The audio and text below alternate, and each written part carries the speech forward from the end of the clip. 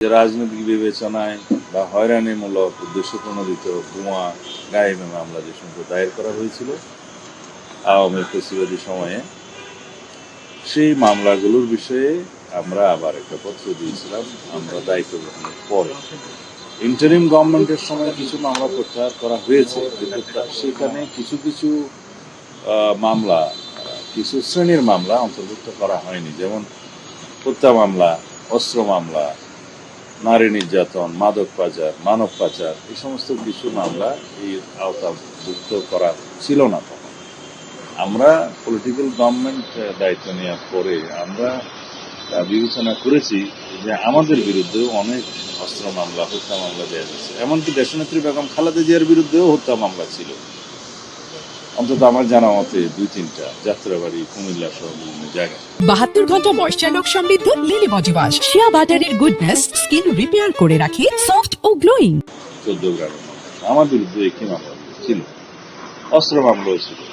আমাদের অনেক নেতাদের বিরুদ্ধে মাদক মামলা দেয়া হয়েছিল, নারী নির্যাতন, যে কোনোভাবে যাতে আটক রাখা যায় সে মামলাগুলো দেওয়া হয়েছিল।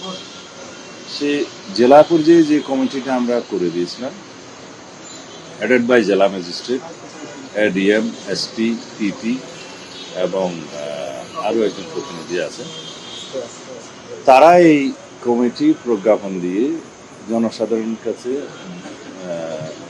জানিয়েছে যে রাজনৈতিক উদ্দেশ্য প্রণোদিত এবং এই সমস্ত বোমা মামলা, মিথ্যা মামলাগুলি যদি কারোর বিরুদ্ধে হয়ে থাকে, তারা যথাযথ একটা ফর্ম আছে, এই ফর্মের মধ্যে আবেদন করবে। ওই আইদার চার্জশিট, এফআইআর এবং এজাহার সহ, চার্জশিট হয়ে থাকলে চার্জশিট, কোন আদালত মামলা ইত্যাদি তথ্য উল্লেখ করে তারা সেটা যাচাই বাছাই করে যদি সত্যিকারভাবে সেই শ্রেণীভুক্ত মামলা হয়ে থাকে, তখন সেগুলো প্রত্যাহারের জন্য সুপারিশ করবেন।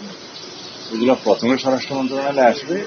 আমরা এর উপরে কোনো আইনি ব্যবস্থা তাৎক্ষণিকভাবে নেব না, আমরা এটা আইন মন্ত্রণালয়ে পাঠাবো।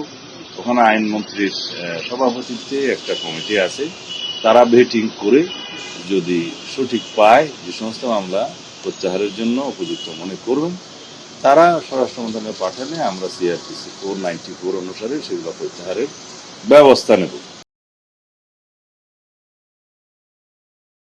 72 ঘন্টা ময়েশ্চার লক সমৃদ্ধ লিলি বডি ওয়াশ, শিয়া বাটারের গুডনেস স্কিন রিপেয়ার করে রাখে সফট ও গ্লোয়িং।